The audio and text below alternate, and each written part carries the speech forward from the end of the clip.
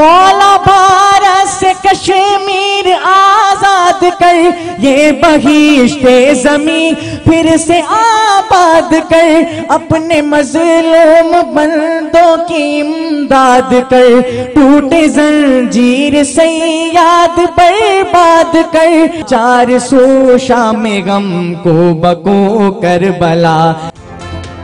भारतीय बर्बरियत की अमली तस्वीर, जुल्म की आग में जलती वादी कश्मीर। खुसूसी हैसियत पर भारतीय डाके के 2 साल, पाकिस्तान भर में यौम इस्तेहसाल कश्मीर। शहर शहर रैलियां, मजलूमों से इज़हार यकजहती। सुबह 9 बजे सायरन बजाए गए, 1 मिनट की खामोशी इख्तियार की गई।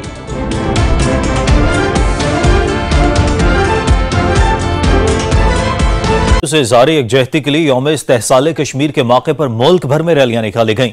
शुरका ने भारतीय जुल्म और बर्बरियत के खिलाफ नारे लगाए। मुजाहिरीन का कहना था कि कश्मीर में खवातीन और बच्चों पर जुल्म और बेकसूर कश्मीरी नौजवानों का कत्लेआम बंद किया जाए।